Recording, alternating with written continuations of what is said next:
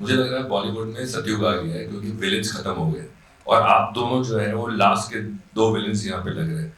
तो अब विलेंस खत्म होने की वजह से जो हीरो ही विलेंस बन रहा है, आपको क्या लगता है सिनेमा किस तरफ जा रहा है और जो जरूरत थी उस वक्त विलेंस की अभी नहीं रही है? दोनों से सवाल है, उसके बाद एक सवाल और। देखिए, कहानियां बदली, प्रेजेंटेशन बदली, रोल करने वाले बदले, बदलाव एवोल्यूशन जिंदगी का हिस्सा है। या तो आप उसे एक्सेप्ट कर सकते हैं या आप उससे दूर रह सकते हैं। दूर रह सकते हैं तो फिर आपकी जगह पेड़ के नीचे बैठे हुए उन ताऊओं की तरह से है जो हुक्का लेकर ये कहते रहते हैं अब ये जमाना देखो जी, हमारा जमाना देखो, हमारे जमाने हमारा जमाना। तो अगर आप एवोल्यूशन के साथ, चेंज के साथ नहीं चल सकते खुद के घर पे, फिल्म मेकिंग में, रोल्स में, स्टोरी टेलिंग में, तो आप बेशक मॉडर्न जीन्स पहनकर सुंदर बाल बनवाकर आए हों, लेकिन अंदर से आप उस ताऊ जी की तरह से हैं।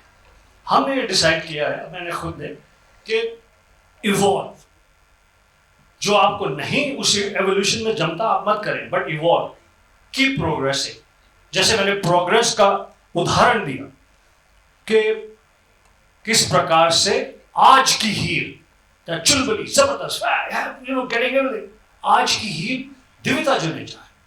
इस प्रकार की पर्सनालिटी वाली, इस प्रकार की एक्टिंग वाली, इस प्रकार के भोले चेहरे वाली, इस प्रकार से डांस करने वाली, ना कि जो 7-8-10 साल पहले करेक्ट हीर थी, सपोजिटली फिजिकली टॉलर, बिगर, वोलुप्चुअस, इस प्रकार की।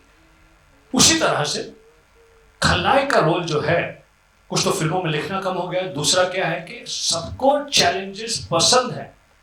इस फिल्म में मैं खलनायक नहीं हूं, मैं एक बहुत ही हंसाने वाला, मैं और संजय मिश्रा रुलाने वाले, आशुतोष रुलाने वाले, इस प्रकार के कैरेक्टर्स कर रहे हैं। कोई खलनायक ही नहीं है। हमारा जो सख्त रूप है इस फिल्म में, जो आप देखेंगे, वो इमोशन ड्रिवन है। जो हमें भावना हमें सता रही है, उसकी वजह से हम हार्ड भी हैं, बहुत खतरनाक भी हैं, लेकिन खलनायक नहीं। हर कलाकार को हक है डिफरेंट रोल करने का। मुझे बहुत खुशी है कि मेरे हीरो दोस्त विलन के रोल करते हैं और मुझे पूरी उम्मीद है कि उनको खुशी है कि मैं पॉजिटिव रोल भी करता हूं, जैसे कि हीर एक्सप्रेस में। Over to Ashutosh Rana. प्रशांत, इसके बाद आप चाहते हैं कि मैं बोलूं? मुझे मालूम है आप इसके बाद बोल देंगे तो और गाड़ी हिंदी में और बेहतर और ऐड कर देंगे। ये सवाल बहुत अच्छा है आपका, और मैं इसको ये देखता हूं कि किसी भी रचना के 4 युग होते हैं। हम चूंकि क्रिएटिव फील्ड में हैं और सिनेमा जो है वो रचनात्मकता का एक चरमोत्कर्ष है। तो सतयुग में सिनेमा के हिसाब से सुनिएगा, जब सतयुग चल रहा था रचनात्मकता का, तो देव अलग लोक में रहते थे और दानव अलग लोक में रहते थे। उसके बाद युग बदला तो त्रेता युग आया, देव और दानव दोनों एक ही लोक में रहने लगे। फिर युग बदला, द्वापर आया तो देव और दानव यानी हीरो और विलेन दोनों एक ही परिवार में रहने लगे। और अब कलयुग आया, जिस युग में इस समय हम और आप चल रहे हैं, तो देव और दानव दोनों एक ही व्यक्ति में रह रहे हैं। तो ये एक प्रक्रिया है हमारे युग परिवर्तन की, क्योंकि हमारी मानसिकता बदलती है तो हमारे कहने के तरीके बदल जाते हैं, हमारी अभिव्यक्तियां बदल जाती हैं। तो जो पहले, जैसा कि मैंने इसमें बताया, तो ये सिर्फ इसको इसी तरीके से लेते रहें आप, कि ऐसा नहीं है कि समाप्त हो गया।